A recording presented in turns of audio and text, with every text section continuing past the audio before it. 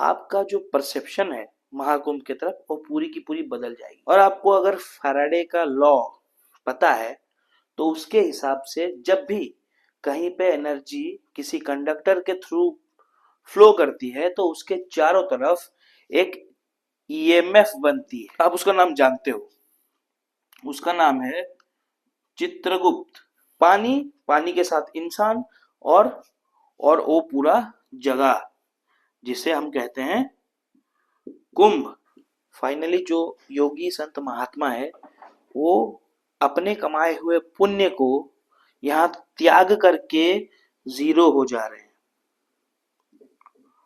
और जो हमारे से लोग हैं वो अपने पाप को धो के जीरो हो जा रहे हैं, है कि नहीं। हेलो एवरीवन, मैं हूं अभिषेक और मैं आज आपके साथ महाकुंभ के बारे में कुछ डिस्कस करना चाहता हूं। आप सब अगर सनातन धर्म से बिलोंग करते हैं तो कभी ना कभी महाकुंभ जाना चाहते हैं, और शायद आप जा भी चुके होंगे। आप इनके बारे में जो पौराणिक गाथाएं हैं शायद सुन चुके होंगे और इसके बारे में बहुत कुछ जानते भी होंगे। आपको पता है देश विदेश से स्टूडेंट्स आ रहे हैं समझने के लिए कि महाकुंभ में होता क्या है। तो चलिए आज मैं आपको ऐसा कुछ समझाता हूँ जिसको सुनने के बाद ना आपका जो परसेप्शन है महाकुंभ की तरफ वो पूरी की पूरी बदल जाएगी। बहुत सिंपल तरीके से समझाऊंगा, 4 पॉइंट्स में समझाऊंगा। पहला है आप, दूसरा है पाप, तीसरा है कुंभ, और चौथा है उसके पीछे का साइंस। ठीक है, आप इस वीडियो को आखिरी तक देखिए। आप कुछ ऐसा सीख के जाएंगे जो शायद किसी ने भी आपको कोई भी वीडियो में बताया नहीं होगा। तो चलिए समझते हैं। सबसे पहले समझेंगे आप। देखिए, ये समझने के लिए सबसे पहले तो आप अपने आप को समझिए। एक इंसानी शरीर में ऊपर से नीचे और नीचे से ऊपर एनर्जी दौड़ती रहती है, ठीक है। और आपको अगर फैराडे का लॉ पता है तो उसके हिसाब से जब भी कहीं पे एनर्जी किसी कंडक्टर के थ्रू फ्लो करती है तो उसके चारों तरफ एक ईएमएफ बनती है, यानी इलेक्ट्रोमैग्नेटिक फील्ड बनती है, ठीक है। धार्मिक टर्म्स में हम कहें तो इसे हम ऑरा करके बुलाते हैं। ये तो आपने सुना होगा, ऑरा, है ना। तो हमारे शरीर में एनर्जी दौड़ती है जिसके वजह से इलेक्ट्रोमैग्नेटिक फील्ड बनता है और उसे हम ऑरा कहते हैं, ठीक है। पर ये जो एनर्जी दौड़ रही है इसको दौड़ा कौन रहा है, कौन कंडक्ट कर रहा है इसको? इसे कंडक्ट करता है वो 70% वाटर, यानी वो 70% पानी जो हमारे शरीर में है।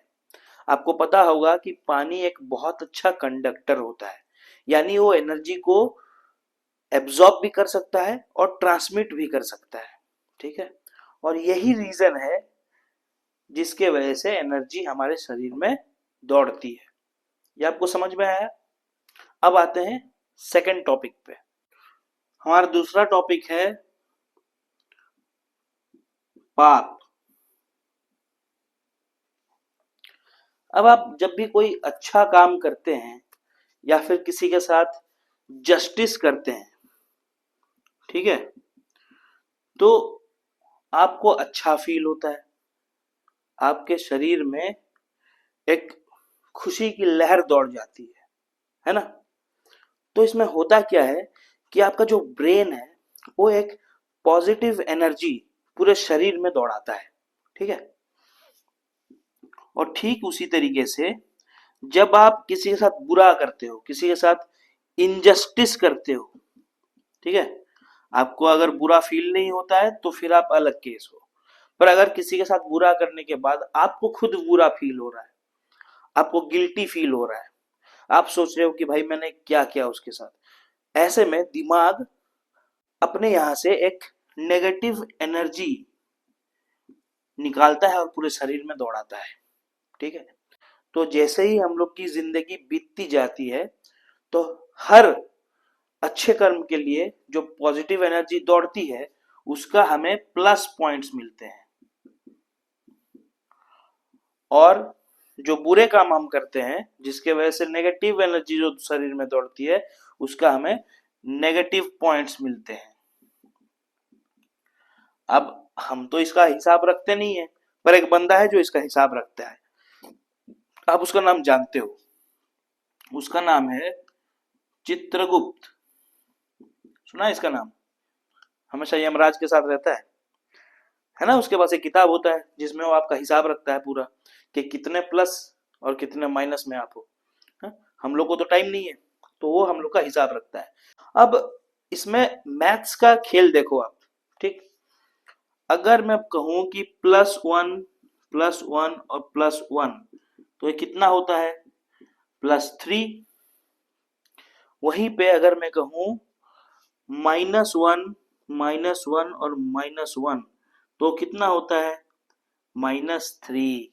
यानी माइनस और माइनस जुड़ने से माइनस नहीं हो जाती चीजें, वो माइनस और माइनस जुड़ने से वो प्लस हो जाती हैं, पर रहती माइनस में है। ठीक है, तो मान लो आपने अपने जिंदगी में जितने प्लस कमाए हैं वो है आपका पुण्य, और जितने माइनस कमाए हैं वो है आपका पाप। तो ऑल एंड ऑल फाइनली आपका हिसाब रखा जाता है, आप कितने प्लस में हो, कितने माइनस में हो। ठीक है, यहीं से खेल शुरू होता है पाप का। कॉन्सेप्ट समझ में आ रहा है? पाप किसको कहते हैं? समझा? कुछ तो समझा होगा ना। तो चलो अभी थर्ड पार्ट समझते हैं। देखो मैं जो भी बोल रहा हूं वो अभी रिलेट नहीं करेगा, लास्ट पार्ट में ये सारे रिलेट करेंगे आपको। ठीक है, अब आते हैं थर्ड पॉइंट पे, जो है कुंभ। अब कुंभ का लिटरल मीनिंग होता है पॉट। पॉट यानी एक घड़ा। ठीक है, अब इसका काम क्या है? हम इसमें पानी को इकट्ठा करते हैं, राइट। हमें कुंभ में घड़े में पानी को इकट्ठा करते हैं। ठीक वैसे ही अगर हमें हमारे लोगों को इकट्ठा करना होगा, हमारे देशवासियों को इकट्ठा करना होगा, हमारे कुल को इकट्ठा करना होगा, हमारे सनातन धर्म को इकट्ठा करना होगा, तो हमको किसकी जरूरत पड़ेगी? हमको एक कुंभ की जरूरत पड़ेगी, राइट। तो देखो लिटरल मीनिंग में तो कुंभ का मतलब होता है घड़ा, पर अगर मेटाफोरिकली जाओ तो सबको इकट्ठा करने के लिए भी हमें एक घड़े की जरूरत है, जो है कुंभ।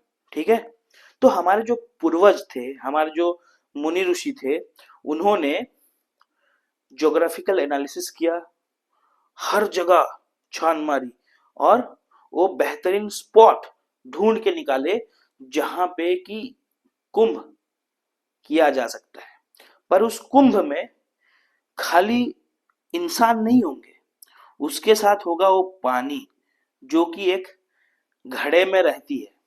ठीक है, पानी, पानी के साथ इंसान, और वो पूरा जगह जिसे हम कहते हैं कुंभ, राइट। अब खाली इतना जरूरी नहीं है, कब जाएंगे?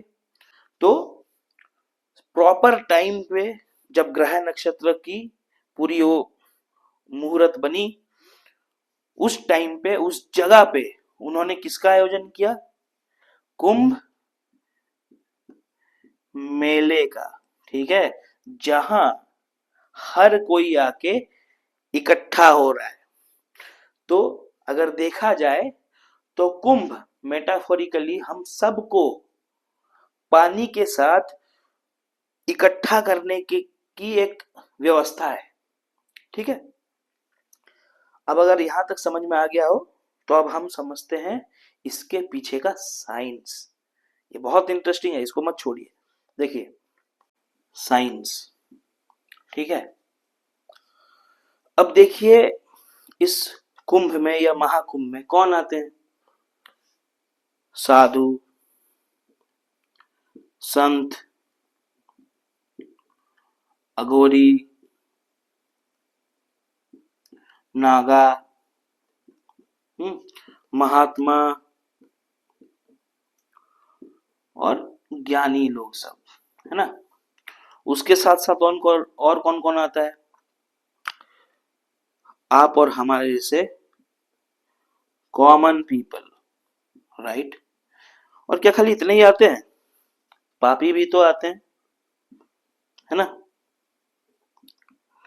तो यहाँ साधु संत आते हैं, कॉमन पीपल आते हैं, पापी भी आते हैं। अब देखिए जो साधु संत हैं, ये अपने समय काल में साधना करते हैं, तपस्या करते हैं, बहुत सारी चीजें करते हैं, जिसके वजह से ना ये प्लस पॉइंट्स बहुत कमालिए होते हैं। ठीक है, आपको पता ही होगा कि सेकंड पार्ट में मैंने समझाया था कि पाप क्या होता है। तो उसमें साधु संत लोग इतने प्लस पॉइंट्स कमाए होते हैं कि उसका हिसाब नहीं है, पूरे पॉजिटिव मार्किंग के साथ रहते हैं। ठीक है, और उसमें पापी भी आते हैं जो कि पाप किए रहते हैं भरपूर। हाँ? अब वो भयंकर माइनस मार्किंग में रहते हैं। और उसके साथ साथ होते हैं आप और हमारे जैसे लोग जिनको पता नहीं है हम किस तरफ हैं, पर या तो प्लस में है या तो माइनस में है। ठीक है, इतना आपको समझ में आ रहा है। पर इसके साथ साथ एक और चीज भी है जो आपको समझनी चाहिए। ये प्लस पॉइंट्स के मालिक तो हैं, पर इनकी सोच भी उसी के हिसाब से बनी हुई रहती है। आप कोई भी साधु संत महात्मा को देखिएगा, कोई भी ज्ञानी आदमी को आप देखिएगा, वो कभी भी भगवान से ना कुछ मांगते नहीं है, उल्टा वो भगवान को हर चीज समर्पित कर देते हैं। ठीक है, वो कहते हैं कि भगवान मैंने जो भी साधना किए हैं, मैंने जो भी तपस्या किए हैं, ये सब आपको समर्पित है। मेरी जो शक्तियां हैं वो सब आप ले लो और मुझे आप में समा दो। तो बेसिकली उनकी त्याग की भावना होती है। ठीक उसी तरीके से एक पापी आदमी का ना इसका उल्टा होता है। जो नेगेटिव पॉइंट्स वाले होते हैं उनका सोच रहता है कि हे भगवान मुझे ठीक कर दे, मुझे कुछ दे दे, मुझे ये दे दे, वो दे दे, फलाना दे दे, ढिकाना दे दे, कुछ भी कर पर मुझे शक्तियां दे भगवान, मैं ये हासिल कर सकूं, वो कर सकूं, मुझे सब कुछ दे। तो इनकी कामना की भाव रहती है, जबकि एक योगी संत महात्मा का त्याग की भावना रहती है। ठीक है, ये होता है एक बेसिक डिफरेंस इन लोगों में। तो ये कुंभ में काम आता है। कैसे, इसको समझिए। देखिए ये जो कुंभ या महाकुंभ जहां भी होती है ना, वहां हमारी धरती की सबसे पावरफुल नदियां हैं। गंगा हो, यमुना हो, गोदावरी हो, जो भी है, इन ये नदियां इतनी पावरफुल हैं कि इनके पास वो ताकत है कि आपको पूरे के पूरे हील कर सकते हैं। इतनी ताकतवर नदियां हैं। तो यहाँ सिर्फ एक नदी नहीं है, उसके साथ और नदियां हैं, ये संगम है। ठीक है, तो यहाँ नदियों का मिलाव है और ये खुद एक बहुत पावरफुल सोर्स है। अब होता यह है कि जब कोई साधु संत महात्मा योगी यहाँ आता है और यहाँ स्नान करता है या फिर डुबकी लगाता है, तो वो तो पहले से ही प्लस पॉइंट्स वाला होता है। ठीक है, और वो त्याग के भावना से आता है, तो वो अपने पॉइंट्स इस नदी में त्याग देता है। वो कहता है कि हे प्रभु मेरे जो शक्तियां हैं, जो मैंने अर्जन की है, मैं सब कुछ छोड़ के आपके पास आना चाहता हूँ। सब कुछ मेरे से ग्रहण कर लीजिए, मैं सब कुछ त्याग रहा हूँ। और इस त्याग के भावना की वजह से पानी, जो कि आपको पता है कि बहुत अच्छा एब्जॉर्बर होती है, वो इनका प्लस पॉइंट्स अपने में समा लेती है। ठीक है, अब पानी हो गया पूरा चार्ज्ड प्लस पॉइंट से। तब हम लोग आते हैं, आप हमारे जैसे कॉमन लोग, और हमारे साथ साथ पापी लोग भी यहाँ आते हैं। अब हम तो खुद पकड़ के चलता हूँ कि हम लोग खुद माइनस में होते हैं। ठीक है, तो जब हम लोग यहाँ पे डुबकी लगाते हैं, होता क्या है कि पानी खाली एब्जॉर्बर नहीं है, पानी एक अच्छा ट्रांसमीटर भी है ना। तो ये जो पॉजिटिव पॉइंट्स हैं जो साधुओं ने हमारे लिए त्याग करी है, हम अपने गुण के वजह से, हमारे मांगने के वजह से वो चीज पानी हमें दे देती है, और हम उस प्लस पॉइंट्स को अपने में समा लेते हैं। तो यहाँ हो क्या रहा है, फाइनली जो योगी संत महात्मा है, वो अपने कमाए हुए पुण्य को यहाँ त्याग करके जीरो हो जा रहे हैं, और जो हमारे से लोग हैं, वो अपने पाप को धो के जीरो हो जा रहे हैं, है कि नहीं। तो ये जो कुंभ है ना, यहाँ पे जो भी यहाँ पे आता है और यहाँ से निकलता है, फाइनली वो जीरो बन के निकलता है। यानी वो अपनी यहीं से स्नान के बाद एक नई शुरुआत करता है अगले कुंभ तक के लिए। समझ में आ रहा है आपको? पर ये सब का लॉजिक क्या है, इसकी इसकी जरूरत क्या है, इतना बड़ा इवेंट ये ऑर्गेनाइज करने की जरूरत ही क्या है हमें? अब इसका जवाब ना आपके होश उड़ा देंगे।